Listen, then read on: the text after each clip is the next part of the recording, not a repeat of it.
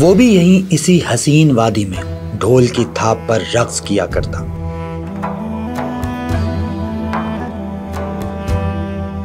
گورا رنگ، لمبے بال، کھڑا ناک نقشہ، کسی فلمی ہیرو جیسا۔ فیس بک پر اس کے ہزاروں فالوورز تھے، سب اس کی ماڈلنگ کے دیوانے تھے۔ آج بھی وہ اس کے گرد کھڑے تھے، مگر تالیاں بجانے نہیں، اس کے تابوت کو زمین میں اتارنے کے لیے۔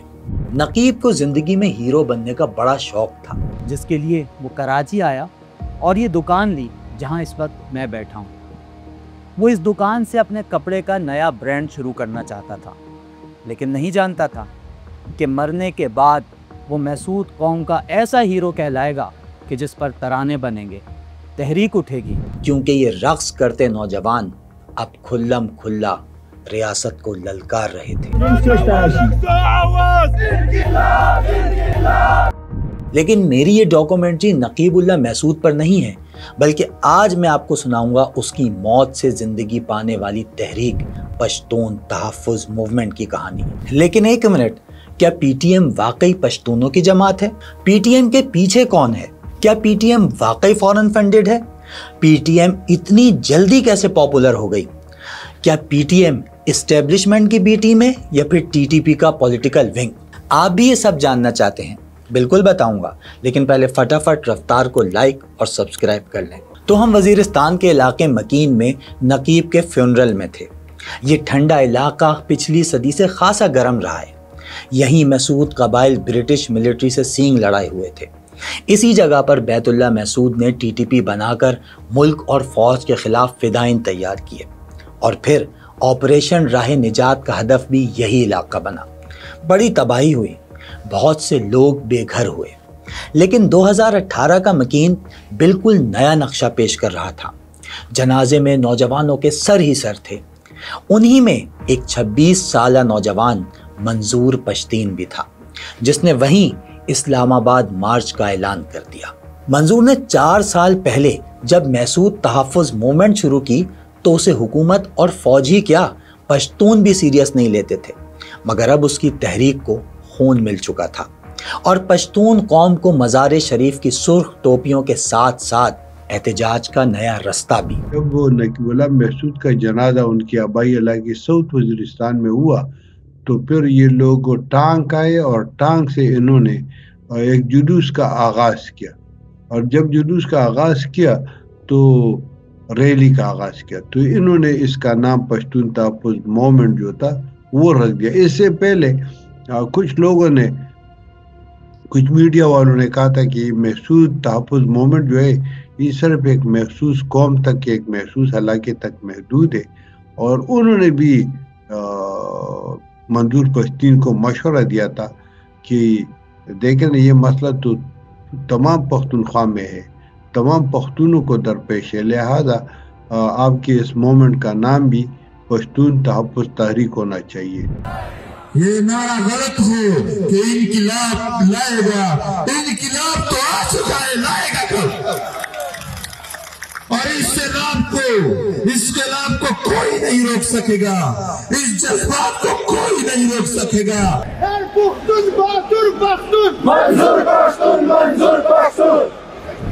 دبلے پتلے منظور نے پڑھی تو ویٹرنری میڈیسن تھی، مگر وہ تو کمال کا اوریٹر نکلا۔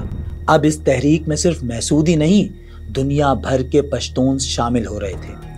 لائر اور ایکٹیوسٹ آسمان جہانگیر نے اپنی زندگی کا آخری خطاب بھی پی ٹی ایم جلسے سے کیا تھا۔ میں سمجھتی ہوں کہ آج وقت آ گیا ہے کہ یہ مسئلہ صرف پختونوں کا نہیں ہے، یہ مسئلہ ہر پاکستانی کا ہے۔ یو کس هغه مزار خلق غواړي کنه، اوس بدن ډیر ښه شوی دی، پښتونان ډیر غواړي هغه خصوصا هغه خوست پکتیا ګردیز طلبه د خلق ډیر په سر کوي اوس۔ دا د پښتنو یو رواج دی پوه، او دا چې کوم هغه په پاکستان کې شوی و دا د هغه خاطر موږ په سر کړی ده۔ اور آج یہی لال مزاری ٹوپی علی امین گنڈا پور بھی پہنے گھوم رہے ہیں۔ کیوں؟ اس کا جواب تو وہی دے سکتے ہیں، لیکن منظور پشتین نے یہ ٹوپی کیوں پہنی؟ اس کی سٹوری بہت انٹرسٹنگ ہے۔ اصل میں جب وہ لوگ اسلام آباد کی طرف مارچ کر رہے تھے تو ان کے کسی ساتھی کے پیسے پولیس والے نے چھین لیے، منظور کو جب علم ہوا تو وہ اس کے پاس بیٹھ گیا. اس نے یہی لال ٹوپی پہنی ہوئی تھی. منظور نے اس کی ٹوپی اپنے سر پر رکھ دی. بس پھر کیا تھا، وزیرستان سے لے کر کراچی تک پشتین کیپ ایک فیشن سمبل بن گئی. اس ٹوپی اور رائز آف سوشل میڈیا نے پی ٹی این کی تحریک کو تو جیسے پہیے لگا دیے. وار آن ٹیرر سے لے کر ڈرون اسٹرائک تک دہشت گرد مارنے کی خبریں تو سب تک پہنچتی رہیں، مگر اب ملبے اور راکھ میں دبے بچوں اور عورتوں کے کولیٹرل ڈیمیج کے قصے مائک پر سنائے جا رہے تھے. جس کے خاندان کا فرد نشانہ بنا تھا وہ اس تحریک سے جڑتا چلا گیا. سوات سے کوئٹہ تک اور لاہور سے کراچی تک کوچوں اور بازاروں میں جلسے ہونے لگے. پشتون کنزرویٹو معاشرے میں خواتین بھی سوشل ٹیبوز توڑ کر مظاہروں میں شریک ہو رہی تھیں. دسنگ آزادی دا پی ٹی ایم کا ترانہ بن گیا. ملال مغوری گی دسنگ آزادی دا خطرنا ماتی گی دسنگ آزادی دا. یہ جلسے نان وائلنٹ تھے، نہ کسی کے ہاتھ میں ڈنڈا ہوتا، نہ کوئی جلاؤ گھیراؤ. اسی دوران پی ٹی ایم کے معروف چہرے محسن داوڑ اور علی وزیر سیاست میں آ کر قومی اسمبلی کے رکن بن گئے. شروع میں پی ٹی ایم کے مطالبے فوج نے کھلے دل سے تسلیم کیے. کور کمانڈر پشاور نے ایک تقریب میں کہا کہ منظور ہمارا بچہ ہے، غصے میں ہے تو بھی ہم اسے سنیں گے. اور ہوا بھی یہی. فوج کے کئی افسروں نے پی ٹی ایم قیادت سے بات کی، مذاکرات کے لیے کمیٹیاں بنائیں. ان کی ڈیمانڈز کو جائز اور منظور پشتین کو فنٹیسٹک گائے کہا گیا. لیکن بہت جلد یہ رائے بدلنے والی تھی. 2019 میں آرمی چیف اس وقت کے جنرل باجوہ نے ایک اجلاس بلایا تھا، تو جس نے کہا تھا کہ یہ پی ٹی ایم کے ساتھ کیا کیا جائے. تو کچھ لوگوں نے کہا کہ اس کے خلاف سخت کارروائی کی جائے، لیکن ان میں سے ایک تھے جن ریٹائرڈ فوجی افسر تھے، تو انہوں نے کہا تھا کہ نہیں، ان کے ساتھ بیٹھ کے ان کے مسائل کو سنا جائے، کیونکہ یہ لوگ تو ایک عدم تشدد پہ بات کر رہے ہیں، وائلنٹ نہیں ہیں. دوسری بات ہے کہ ان کے مسائل ہیں اور یہ متاثرین کے بچے ہیں. یہ طالبان سے بھی متاثرین ہیں، دہشت گردوں سے بھی مار کھا چکے ہیں اور اب فوج سے بھی مار کھا چکے ہیں. جنرل باجوہ نقیب قتل کے 3 ماہ بعد وزیرستان پہنچ گئے. ایک تصویر میں وہ نقیب کے بچوں کو گود میں لیے والد حاجی خان محمد سے تعزیت کرتے اور انصاف کے لیے بھرپور مدد کا وعدہ کرتے دکھائی دیے. سابق سپہ سالار نے اسی روز وزیرستان کے لیے 2 میگا پروجیکٹس کا اعلان بھی کر دیا. یوں پولیس آفیسر راؤ انوار کے جعلی مقابلے پر عوامی مہر کے بعد عسکری مہر بھی لگ گئی. ادھر سراج الحق اور عمران خان نہ صرف پی ٹی ایم جلسوں میں شریک ہوئے بلکہ اپنے خطاب میں ان کی حمایت کا اعلان بھی کر دیا. یہ جو راؤ انور نے صرف نقیب اللہ کا ہی نہیں قتل کیا، اوروں کا بھی اس سے قتل کیا ہے. میں انشاءاللہ آپ کے ساتھ مل کے، آپ کہتے ہیں کہ وہ ادھر کہیں اسلام آباد میں بھی ہے، میں بھی آپ کے ساتھ مل کے ڈھونڈوں گا اس کو اسلام آباد میں کدھر ہے. یہ بتائیے گا کہ راؤ انوار کو کہاں چھپایا آپ کی غم میں؟ دیکھ لیں، آپ چیک کر لیں. ابھی چیک کرتے ہیں کہاں ہے راؤ انوار. یہ عجب کہانی ہے. راؤ انوار ان بہادر بچوں میں سے ہے جو کہ ایم کیو ایم سے لڑنے میں بچ گیا. راؤ انوار تو مل گیا، مگر ٹھیک 5 سال بعد عدالت نے نقیب قتل کے اس ملزم کو 16 ساتھیوں سمیت ثبوت نہ ہونے پر بری کر دیا.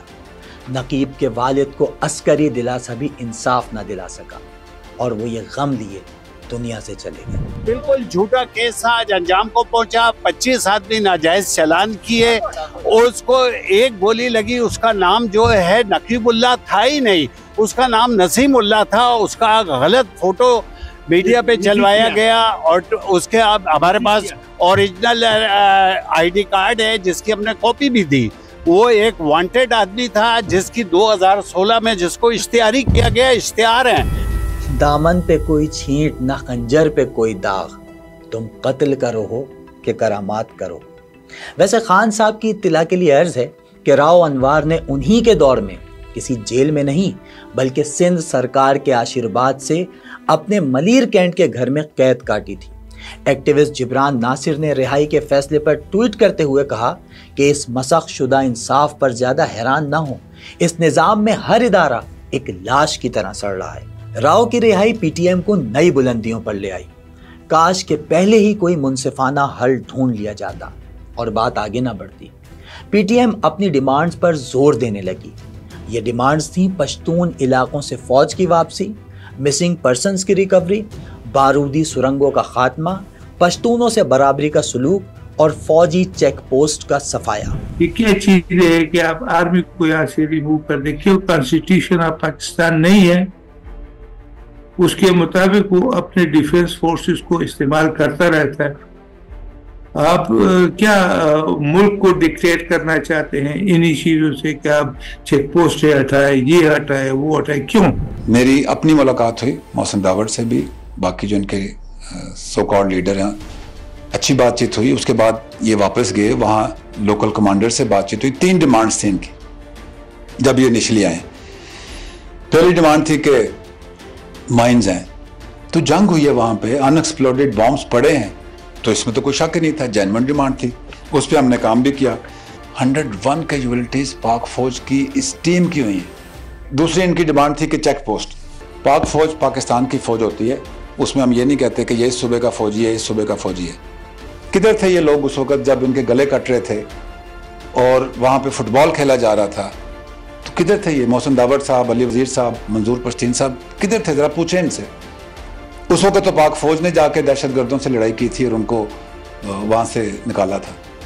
आज जब हालात ठीक हो गए हैं, जब डेवलपमेंट का काम शुरू हो गया है, जब बहाली का काम शुरू हो गया है, तो तहफ़्फ़ुज़ की बात आ गई। तीसरी इनकी डिमांड थी मिसिंग पर्सन्स की। ये लिस्ट लेके आए, वो लिस्ट अभी कम होके नियर 2500 केसेस रह गए हैं जो कि रिजॉल्व नहीं हुए। लेकिन फिर खैर कमर का वाकया हो गया।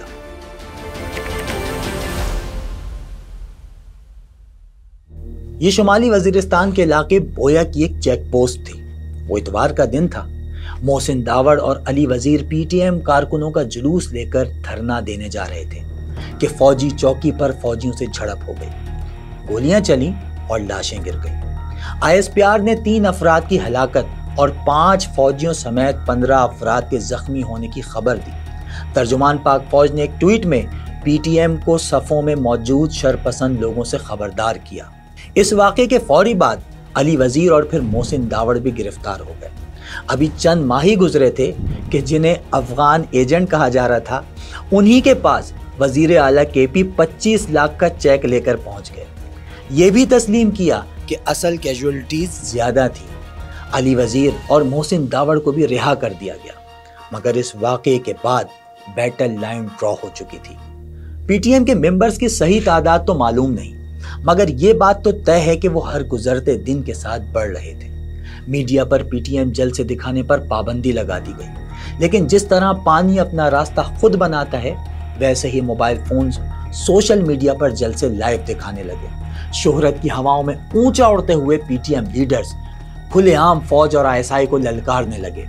नारों के साथ साथ पीटीएम के जलसों में अफगानिस्तान के झंडे भी लहराने लगे।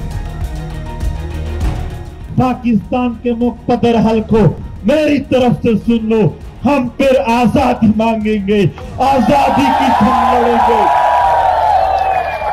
हम मजीद अपने माओ बहनों का सामना नहीं कर सकते हैं।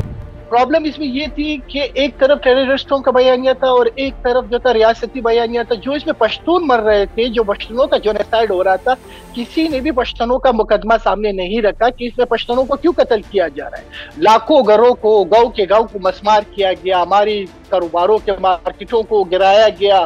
तुम्हें पश्तूनों का नुमाइंदा किसने बनाया? तुम तो लोफर आदमी हो। काफी सारे जो इनके साथ जमे हैं, वो सारे लोफर आदमी इकट्ठे होके झंडे उठा के ये इस्लामाबाद चले गए। उधर जो है सडनली जो गाड़ी है उसमें से अफगानिस्तान के कोई 50-60 झंडे निकाल दिए, वो लहराना शुरू कर दिए। तो ये क्या है? ये मजाक है? यहाँ इस पाकिस्तान में किसी ने भी आज तक ये नहीं पूछा कि आपके जलसे में फलस्तीन का झंडा क्यों है, कि आपके जलसे में कश्मीर का झंडा क्यों है। यहाँ के जलसों में जाके चेक करे, अमेरिका के झंडे होते हैं, बरतानिया के झंडे होते हैं, पूरी दुनिया के झंडे आपको कबूल है। सिर्फ अफगानिस्तान का झंडा कबूल नहीं। अफगानिस्तान की बात करते हैं और अफगानिस्तान के झंडों की बात करते हैं, तो जो पश्तून कौम है, जो पश्तून है दोनों साइड्स ऑफ द बॉर्डर पर, रियासती और उसकी बात है पर्सपेक्टिव में देखना चाहिए। जिस तरह बलोच हैं, ईरान में भी बलोच हैं और जगहों पर हैं, तो it's about ethnicity and origin. वो नारे रियासत की बेहतरी के लिए होते हैं, ना कि वो रियासत के खिलाफ हो। अब जो भी शख्स पाकिस्तानी रियासत या इदारों पर तनकीद करता है उनकी गलत पॉलिसियों की वजह से, सब कहते हैं कि जी रियासत मुखालिफ हैं। क्या ये क्यों नहीं कहते कभी भी कि रियासत मुखालिफ वो लोग हैं या वो महकमा है जो बारहा पुरअमन लोगों पर जंग मुसल्लत करता है। एक तरफ पीटीएम वाले आज़ादी और पश्तूनिस्तान के नारे लगा रहे थे, तो दूसरी तरफ उन पर गद्दारी, लसानी तफरीक और गैर मुल्की एजेंट्स होने की मोहरें लग रही थी। अब तक ये सारा खेल सोशल मीडिया पर खेला जा रहा था। 5th जनरेशन वॉरफेयर में पश्तून तहफ़्फ़ुज़ मूवमेंट का मुकाबला पाकिस्तान जिंदाबाद और पाकिस्तान तहफ़्फ़ुज़ मूवमेंट जैसे अकाउंट्स कर रहे थे, मगर फिर पहली बार फौज ने पीटीएम को मुल्क दुश्मन और फॉरेन फंडेड करार दे डाला। जरा बताएं आपको कि कितना पैसा है इनके पास। We have the details. आपको ये पहले बताएं कि कितना पैसा है इनके पास और ये रकम कितनी है और कहां से आई है। 22 मार्च 2018 को एनडीएस ने इनको एहतजाज जारी रखने के लिए कितने पैसे दिए, कहां दिए और वो कहां है। इस्लामाबाद में धरने के लिए जो सबसे पहला इनका धरना था, उसके लिए रा ने इनको कितने पैसे दिए। 8 अप्रैल 2018 को जो कंधार में इंडियन कौंसलेट है, उसमें मंजूर पश्तीन का कौन सा रिश्तेदार था जो उस कौंसलेट में गया, उससे मुलाकात हुई, साथ एक दोस्त भी था, कितने पैसे दिए और वो पाकिस्तान कैसे आए। फ्लोर ऑफ द हाउस मैंने उसको चैलेंज किया था। मैंने कहा नया सबूत लें, लेकिन उस चैलेंज का फिर जवाब नहीं दिया गया। इल्जामात तो लगाना बहुत आसान है और अब से नहीं कब से लग रहे हैं। जिन ने भी इनको अपोज किया है, इनको चैलेंज किया है, इनकी पॉलिसीज को, उनके खिलाफ फिर इसी किस्म के फतवे उन्होंने लगाए हैं। तो वो अगर है, उनके पास कुछ है, अभी भी अगर उनके पास कुछ है तो वो लाए सामने, दुनिया को दिखाए, केसेस बनाए, अदालतों में रखे। जिस तरह दूसरे जलसों में होता है ना कि आप गाड़ियाँ MNA MPs या जो मुकामी लीडरशिप है उनको कहा जाता है कि आपने 10 गाड़ियाँ भर के लानी है। इनके में देखे लोग खुद जाते हैं अपने चंदे से। तो एक तो चंदा इनका अपना होता है जो हमने अपेरेंटली देखा। अब बिहाइंड द सीन क्या है वो तो रियासत के पास या जिनके पास कोई सबूत है मेरे ख्याल में वो सामने लाएं। दूसरा जो बाहर, जिस तरह मैं बताया कि यूरोप में और बैरूनी ममालिक में, खलीज में जो पश्तून है, तो वहाँ से लोग भी जो है इनको सपोर्ट कर रहे हैं। लेकिन ये दावे नए नहीं। गद्दारी सर्टिफिकेट बांटने का सिलसिला तो अयूब खान के दौर से जारी है। कभी GM सैयद तो कभी बाचा खान, कभी भुट्टो तो कभी बुगटी और अब इमरान खान। खैर, मंजूर पश्ती ने जमरूद में पश्तून जरगे का ऐलान कर दिया। इस पर मुंतजमीन के खिलाफ क्रैकडाउन हुआ। पेशावर हाई कोर्ट ने जरगे की इजाज़त तो दे दी, लेकिन फिर 6 अक्टूबर 2024 को हुकूमत ने रियासत मुखालिफ बयानिए को जवाज बनाकर PTM पर पाबंदी लगा दी। पाकिस्तान के झंडे को नजर आतिश किया, पाकिस्तान की एम्बेसीज के ऊपर हमले किए। PTM का राब्ता TTA के साथ, तहरीक तालिबान अफगानिस्तान के साथ है, बल्कि तहरीक तालिबान पाकिस्तान के साथ भी उनके मुकम्मल रवाबित हैं। पाकिस्तान में अब ये इल्ज़ामात मुज़ाक़ख़ेज़ बन गए हैं। ये कोई कोइंसिडेंस तो नहीं है कि जो भी रियासत या रियासती इदारों के साथ जिनका सियासी इख्तलाफ आ जाए, उन सब पे ये इल्ज़ाम लगते रहते हैं। आज जो इक़्तिदार में है उनमें से भी बहुत सौ पे माजी में ये इल्ज़ामात लग चुके हैं। जहाँ कुछ लोग PTM पर फॉरेन फंडेड होने का इल्ज़ाम लगाते हैं, वहीं बहुत सारे अफराद ये भी कहते हैं कि ये एस्टेब्लिशमेंट की B टीम है, क्योंकि इमरान खान के खिलाफ तहरीक अदम एतमाद में अली वजीर और मोहसिन दावड़ ने भी वोट दिया था। अदम एतमाद के साथ PTM का कोई लेना नहीं था। ये हम जब मैं और अली वजीर अगर पार्लियामेंट में थे तो हम इंडिविजुअल कैपेसिटी में थे, हम PTM को रिप्रेजेंट नहीं कर रहे थे। हाँ, हमारा ताल्लुक था, मतलब हम उनके पायनियर्स में से थे। हमारा लेने देना, हमने अदम एतमाद में PTI को के खिलाफ हमने वोट इसलिए दिया کیونکہ پی ٹی آئی اس وقت جتنا بھی سویلین سپیس سرنڈر ہو گیا تھا وہ پی ٹی آئی نے کیا تھا. پارلیمنٹ کے اندر ایک کرنل صاحب کو تو پی ٹی آئی نے بٹھایا تھا، اور پھر ہمارا ساتھ جو خود ذاتی طور پر ہوا، مطلب جس طریقے سے ہمیں جیلوں میں ڈالا گیا، جس طریقے سے ہمارے لوگوں کو ٹارگٹ کلنگ کا نشانہ بنایا گیا، اور ٹارگٹ کلنگ کا نشانہ بنا کر وہ پھر کتا مار مہم کی ٹرینڈ پی ٹی آئی والے چلاتے تھے اور ہمارے خلاف کیسز بناتے تھے. دیکھیں نا، کڑ کمر میں ہمارے 15 ساتھی شہید ہوئے، تو ہم ان کو رہنے دیتے کہ بھائی آپ حکومت کریں.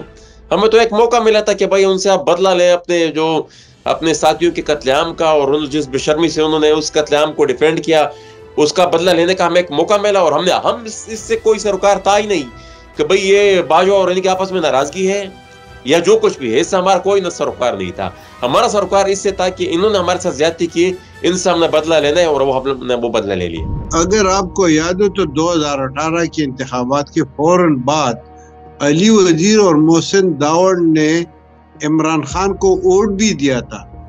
اس وقت عمران خان کو ووٹوں کی ایک ووٹ کی ضرورت تھی، تو انہوں نے اس وقت عمران خان کو ووٹ بھی دیے تھے. ویسے کیا حسین اتفاق ہے کہ علی وزیر اور محسن داوڑ عمران خان سے بدلہ لینے کے لیے اسی اسٹیبلشمنٹ کے کھیل کا حصہ بنے جس پر وہ پشتونوں کے ساتھ زیادتیوں کا الزام لگاتے ہیں. لیکن سوال یہ ہے کہ پابندی کے بعد اب پی ٹی ایم کا مستقبل کیا ہے؟ زیرو.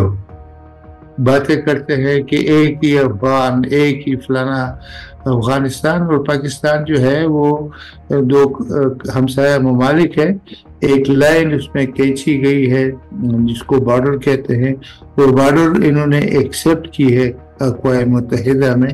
پھر اس کے بعد جو ہے مختلف طریقوں سے یہ لوگ اسی کو انڈو کرنے کے لیے جو بھی کوشش ویسے کر سکتے ہیں وہ پی ٹی ایم ابھی کر رہی ہے، اور میرے خیال میں وہ کامیاب نہیں ہوں گے، کیونکہ میجارٹی آف پشتون وہ اپنے آپ کو پاکستانی سمجھتے ہیں اور پاکستانی ہیں.